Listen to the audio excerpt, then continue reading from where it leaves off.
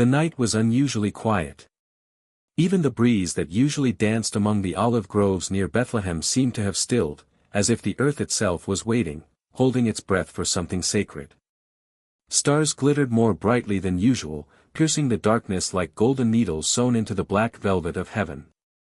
A young shepherd named Eli stood at the edge of the field, his hands rough from tending sheep, his eyes wide with wonder. He wasn't more than 14, but his heart had long since grown old from sleepless nights, harsh winds, and the weight of inherited stories, stories of a God who once spoke from burning bushes, parted seas, and sent heavenly messengers to speak with mere mortals. But those stories felt like myths now. Ancient. Distant.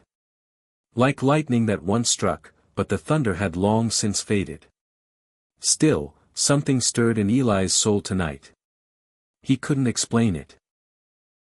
There was an ache deep in his chest, like his spirit was leaning toward something, reaching. He looked up at the stars. "Do you still speak?" he whispered. "Do you still send angels to men?" There was no answer. Just the rustling of sheep behind him and the sound of his own breath. But then, it happened. A sudden gust of wind rolled over the hills, stronger and more alive than any breeze he'd known. It wasn't cold. It wasn't hot. It was holy. As if the wind carried a language only the soul could hear. Eli turned toward the east, toward the hills where the horizon met the stars. And then, without warning, the sky split open. At first, Eli thought it was lightning. But it wasn't white, or jagged. It was gold, pure, radiant gold, streaming from a point in the heavens and spilling across the sky like oil poured from a divine chalice. Then came the voice. Not loud. Not soft. It was both. It shook the air and yet felt like a whisper on his skin. "Do not be afraid." Eli fell to his knees. He didn't even think. His body responded before his mind could. His heart thundered in his chest like 100 hooves galloping through him. Before him stood a figure, tall and luminous, with wings that shimmered like sunlight on water. The being wore no crown, but his presence was regal. There were no weapons, yet he radiated power. "I am Malachiel," the being said, "a messenger from the presence of the Almighty." Eli tried to speak, but his mouth was dry, and his words caught in his throat. "You are not dreaming, son of earth," the angel said, reading Eli's thoughts. "Heaven has stirred tonight, and you are chosen to witness it." Witness what? Eli managed to stammer. The angel pointed behind him, toward the town of Bethlehem. "There, in the quiet of man's ignorance, a king has been born. Not a king of thrones, but of hearts. Wrapped not in royal silk, but in humility." Eli blinked. "Tonight," the angel continued, "heaven kisses the earth. The Lord of glory has taken on flesh. The Word has become a child." Before Eli could absorb what he'd heard, the sky ignited again. Not with fire, but with song. Angels, hundreds, maybe thousands, appeared across the sky. Their wings stretched wide, their robes gleamed like the sun, and their voices rose in harmony so pure that the earth itself trembled beneath them. "Glory to God in the highest," they sang, "and on earth peace, goodwill toward men." Eli wept. It wasn't just the beauty. It wasn't just the fear. It was the overwhelming realization that the stories were true. That the silence had not been the absence of God, but the preparation for his return. When the light faded and the sky returned to darkness, Eli remained on the ground. He didn't know how much time had passed. Hours? Minutes? He couldn't tell. But he knew he had changed. The silence was different now. It wasn't empty. It was full, pregnant with purpose. He rose to his feet and turned to the other shepherds who had seen the vision too. Their faces mirrored his own, stunned, wide-eyed, shining with tears. "We must go," one of them whispered. "To Bethlehem," said another. They didn't question it. They didn't pack. They didn't wait for dawn. The sheep could wait. The world could wait. A baby had been born, and heaven had announced it. As they walked, Eli felt something shift inside him. For years, he had doubted. For years, he had asked if God still moved. Now, he knew. Not only did God still move. He had moved closer than anyone had imagined. The stable was nothing special. Stone walls. Hay. Animals shifting in the shadows. But when Eli stepped inside, he knew he had entered holy ground. There, in a makeshift cradle of wood and straw, lay a child. His skin was soft, his breath slow, his eyelids fluttering with sleep. There were no halos. No thunder.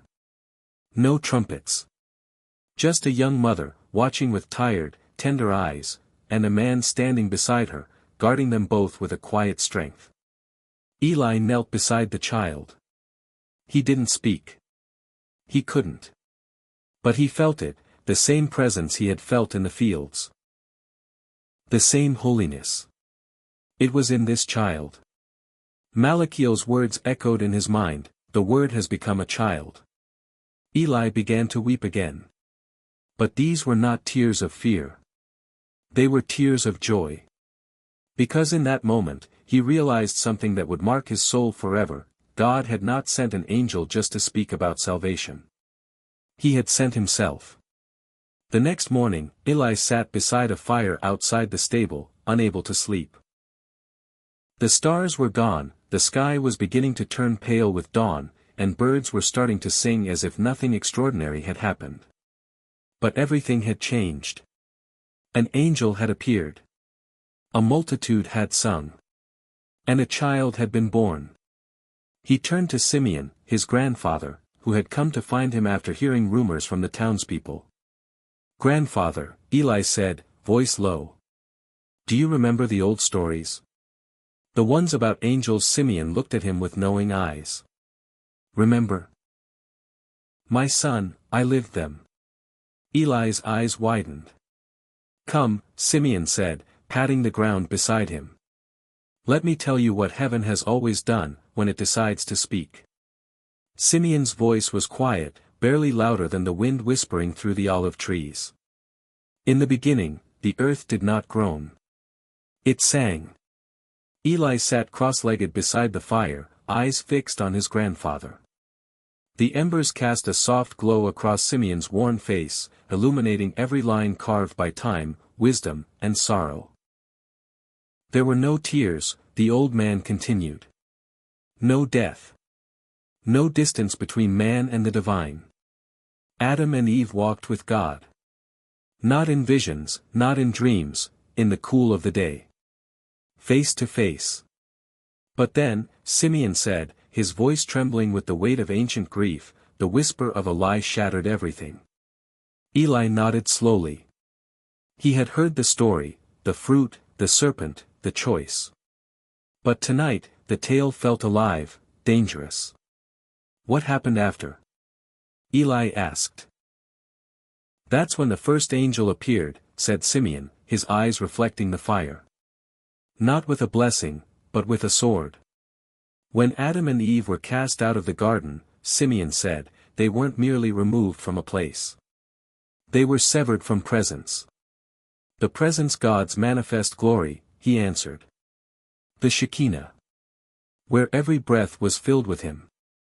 But in sin, no man could dwell in such radiance and survive. So God did what was both justice and mercy. He closed the gate." Simeon looked to the sky. "And he set a guard at that gate.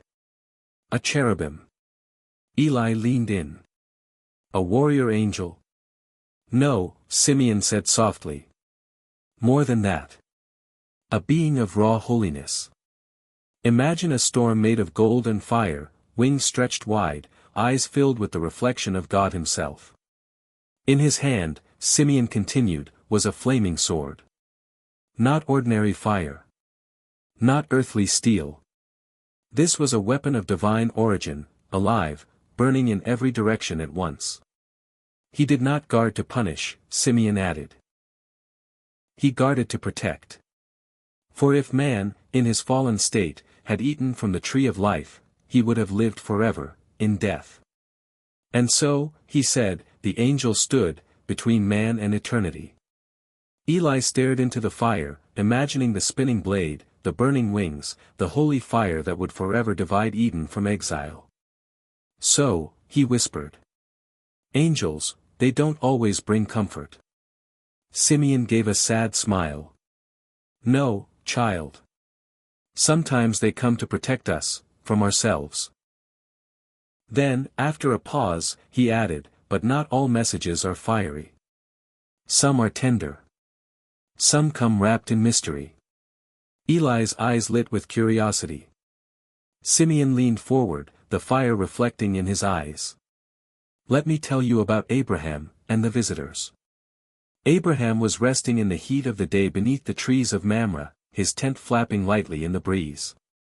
He was old, far too old to be hoping for children, but still, he waited. And then he saw them. 3 men. They approached not with trumpets, not with glory, but with simplicity. Dust on their feet. Ordinary robes. Yet Abraham ran to them. He bowed low, not out of custom, but recognition. Please, do not pass your servant by, he said. Let me bring you water, food, rest beneath the tree. The men agreed. And as they ate, one of them looked Abraham in the eye and said, This time next year, your wife Sarah will bear a son. Sarah, listening from inside the tent, laughed. Not from joy. From disbelief. She was nearly 90. But the man turned his head and said, Why did Sarah laugh? Is anything too hard for the Lord? Eli blinked. Wait, was that man? Simeon smiled. Some say it was the Lord himself, in human form. Others say it was an angel, speaking with God's authority. Who were the other 2 messengers? Simeon said darkly. Sent to Sodom. Heaven's Lot was Abraham's nephew, Simeon explained.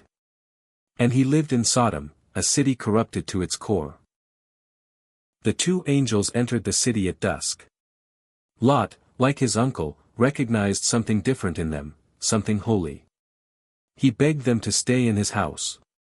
But the men of Sodom, they saw the visitors, and they wanted evil. Eli's face darkened. He knew of Sodom's wickedness. Simeon continued. The angels pulled Lot into safety. With a gesture, they blinded the crowd outside. And then they spoke with thunder in their voices, Flee this place. Do not look back. For destruction comes at dawn. Lot hesitated. So they grabbed his hand. Literally. Angels pulling humans by the hand. They led him, his wife, and 2 daughters outside the city, Simeon said. They pleaded with them to run, not to pause, not to gaze back. But Lot's wife, Eli whispered. She turned, Simeon said. And in turning, she chose longing over obedience. She became a pillar of salt. Then, Simeon added solemnly, the skies opened. Fire and brimstone fell. Not like a storm. Not like lightning. It was a divine judgment, a reversal of creation. Sodom and Gomorrah became ash. Eli sat in silence, trying to reconcile it all. Tender angels. Fiery angels. Guiding hands. Flaming swords. Wrath and rescue, all in the same breath. Simeon saw the storm in Eli's eyes and placed a hand on his shoulder. Child, he said gently, when angels come, they carry not just light, but truth. And truth is not always soft.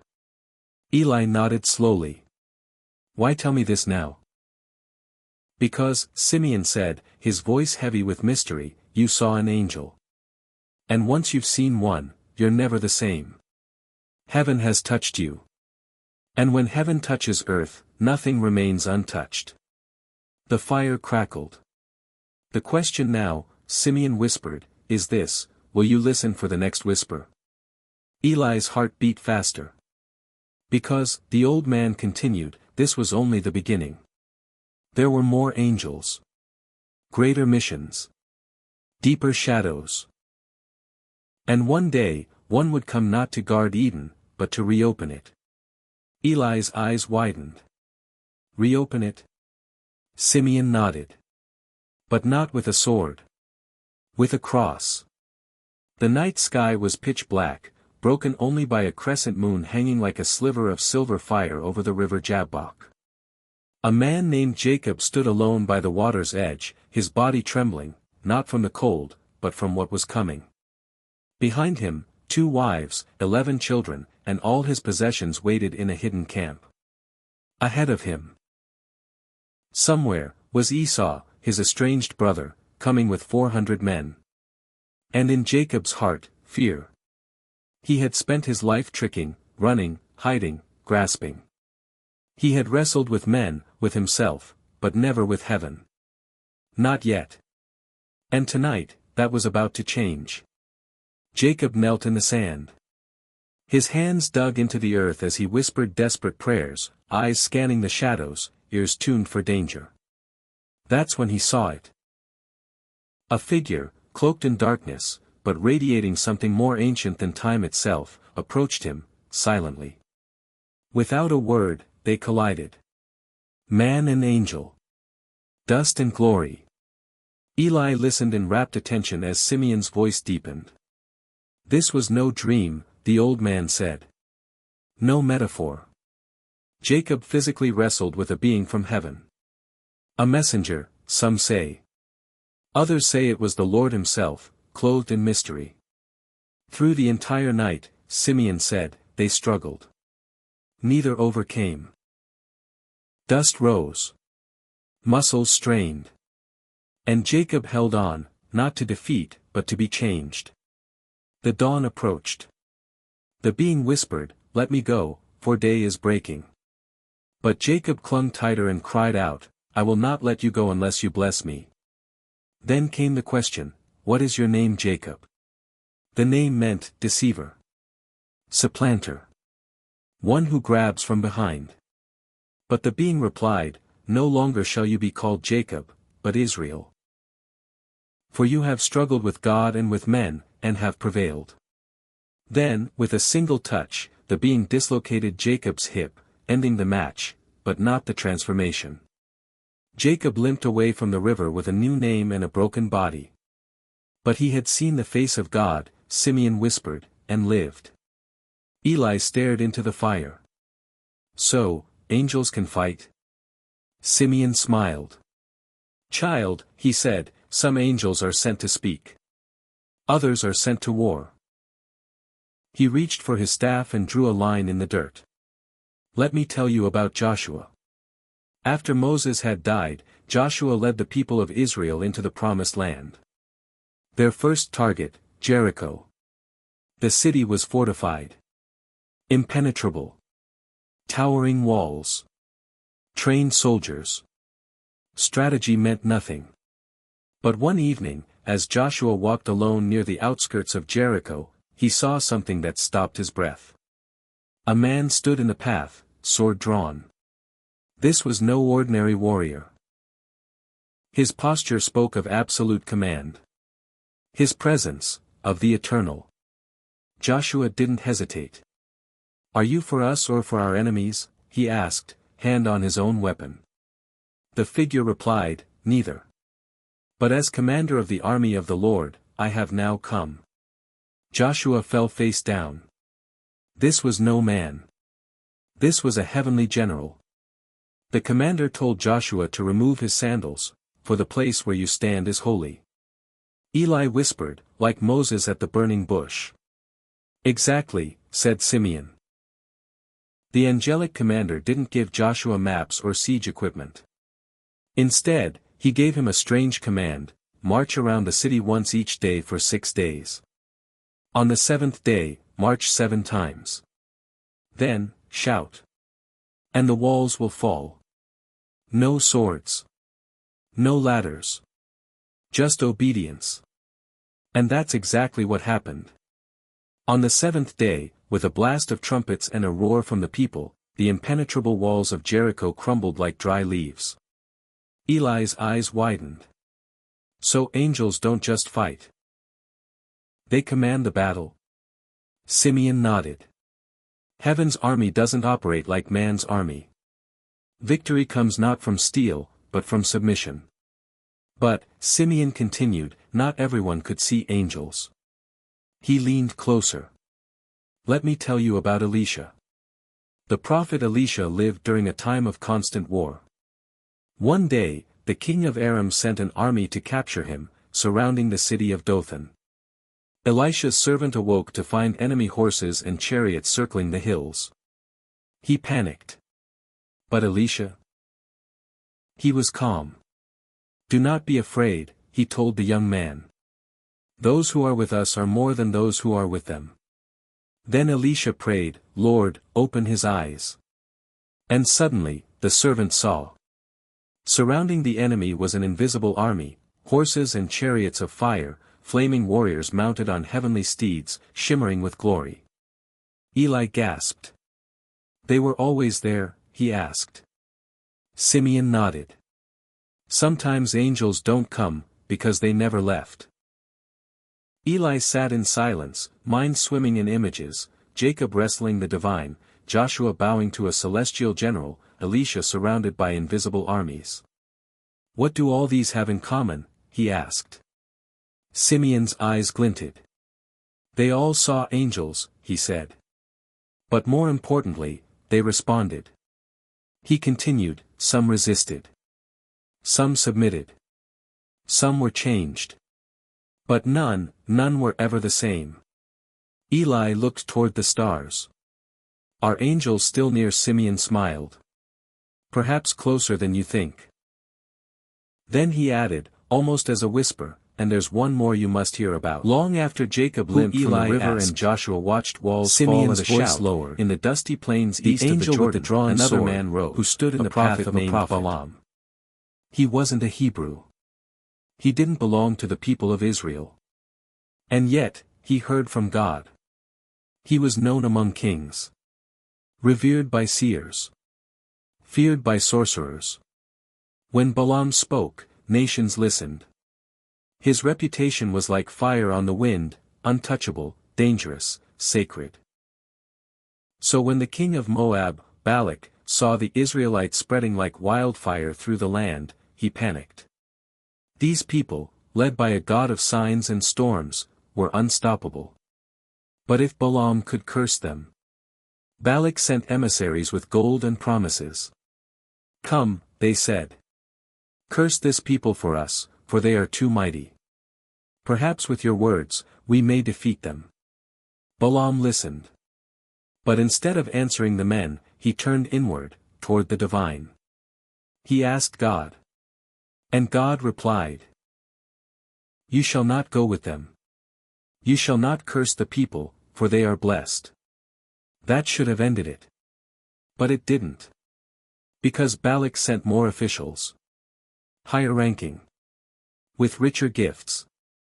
With subtler flattery. And Balaam's heart leaned, not toward obedience, but toward opportunity.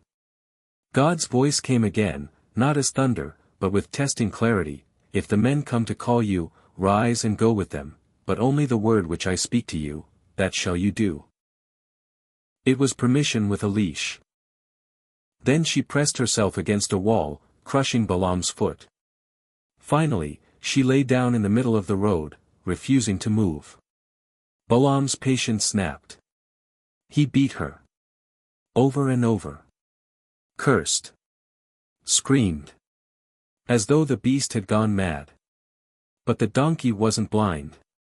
She saw what Balaam could not, an angel. Sword drawn. Standing in the road. Blocking the way. Radiant. Terrible. Holy. The donkey had seen the unseen.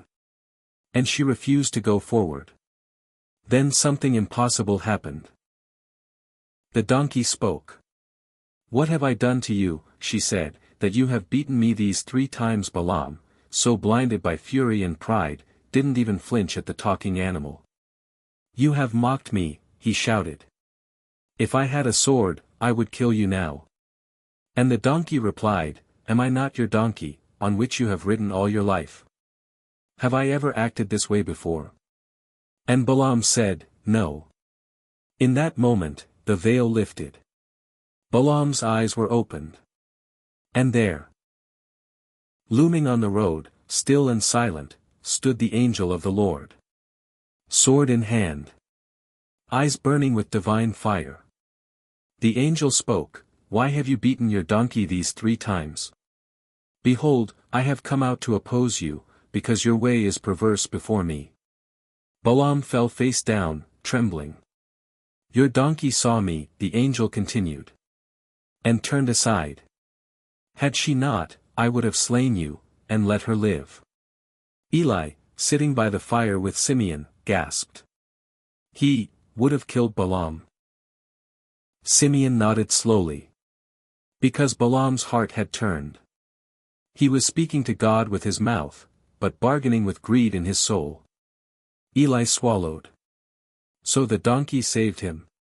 The dumb beast, Simeon said, had more spiritual vision than the prophet. Balaam, now humbled, whispered, "I have sinned. If it displeases you, I will turn back." But the angel allowed him to continue, with a warning, "Only speak the words I give you." Balaam obeyed. He arrived in Moab. He stood on the high places. 3 times he tried to curse Israel, and 3 times blessings poured from his lips instead. He spoke not his own words, but heaven's. And in doing so, he fulfilled God's purpose. But the stain of his near rebellion lingered. Simeon leaned back and looked at Eli. "You see," he said, "not everyone who hears angels listens. Not everyone who sees truth obeys. Some wrestle like Jacob. Some bow like Joshua. Others resist, like Balaam. And yet," he added, "even when we rebel, heaven will block the path. Not to destroy us, but to warn us." Eli sat in silence, absorbing it all. Sometimes, Simeon whispered, God uses a donkey to speak. Sometimes a child. Sometimes a stranger. But the message is the same, turn back. Listen. Then he pointed at Eli's heart. Because the real roadblock is never outside. It's here. Eli stood slowly and looked toward the hills, where stars had once split and angels had sung. All these angels, he whispered, they came with messages, but also with choices. Simeon smiled. That is the mystery of heaven. God speaks. Angels deliver. But man must choose. Eli turned back to his grandfather. What happened after Balaam? Simeon's eyes darkened. There came a time, he said, when men no longer listened. When prophets were ignored. When even the priests grew corrupt. But God did not stop speaking. In a dark temple, a boy heard a voice call his name. Again. And again. And that boy would become a prophet to kings. There are moments in history when the voice of heaven grows quiet, not because God has vanished, but because the hearts of men have become too loud. It was such a time in Israel. The land had priests, but no holiness. Rituals, but no reverence. The Ark of the Covenant still rested in the tabernacle at Shiloh, but few could feel its weight. Visions were rare. Prophetic words even rarer. It was as though the heavens had closed their windows and drawn their curtains. Yet even in silence, God was preparing a voice. Not from kings. Not from warriors. But from a child. His name was Samuel. His mother, Hannah, had prayed for him in bitter tears, promising that if God gave her a son, she would give him back. And she kept her word. By the time he was 3 or 4, Samuel had been placed under the care of Eli the priest. An old man burdened by the sins of his own sons and the weight of a fading priesthood. Samuel was clothed in a linen ephod, a miniature priestly garment. Each year, his mother brought him a little robe, sewn with love and faith. But Samuel didn't know God, not yet. He served in the tabernacle. He lit lamps. He opened doors. But his heart was still waiting. One night, as the lamps flickered low and the silence of Shiloh settled over the sanctuary, Samuel lay sleeping near the ark. And then, he heard it. A voice. Clear. Calm. Calling. Samuel. The boy sat up, heart fluttering. He ran to Eli's quarters. "Here I am," he said. "You called me." Eli blinked, groggy. "I didn't call you. Go back to sleep." Samuel returned to his mat. Again, the voice came. "Samuel." He rose. Rushed to Eli. "Here I am." But again, Eli shook his head. "I did not call." A third time, the voice called. "Samuel." And again, the child ran to his priest. But this time, Eli paused. His old eyes grew wide. His heart trembled. He knew. It was not a man's voice. It was God. Eli leaned forward, gripping Samuel's shoulders. "If he calls again," he whispered, "say this, 'Speak, Lord, for your servant is listening.'" Samuel returned to his place, hands shaking, ears burning. And the fourth time, the voice came again. "Samuel. Samuel." This time, the boy did not run. He stayed. And he spoke, "Speak, Lord, for your servant is listening." Heaven answered. God did not come with wings or thunder that night. No angel with drawn sword. No flaming cherub. Just a voice. But it was enough. God revealed to Samuel a coming judgment: Eli's house would fall. His sons, corrupt and defiant, would perish. The old priesthood would end. Samuel lay awake until morning, eyes wide in the darkness. When dawn broke, Eli called him. Samuel hesitated. How could he speak doom to the man who raised him? But Eli insisted. So Samuel told him everything. Eli wept, but did not protest. "It is the Lord," he said. "Let him do what seems good to him." From that day on, the silence in Israel began to break. Samuel grew. And the Lord was with him. Visions returned. Prophecies flowed. The people said, "Surely the Lord speaks through Samuel." He became more than a prophet. He was a pivot. A bridge between judges and kings. Between silence and speech. Between ritual and relationship. And it all began with a voice in the night. And a child who said, "Speak." Back at the fire, young Eli looked up at old Simeon, eyes shining. "I never knew God would speak to a child." Simeon smiled.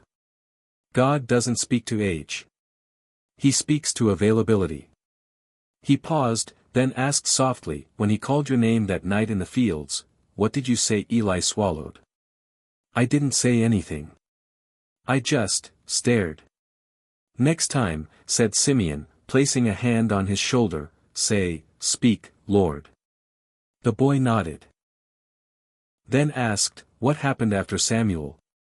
Simeon's eyes turned toward the horizon. He anointed a shepherd boy to be king. A boy who would slay giants. And he would be visited by an angel too.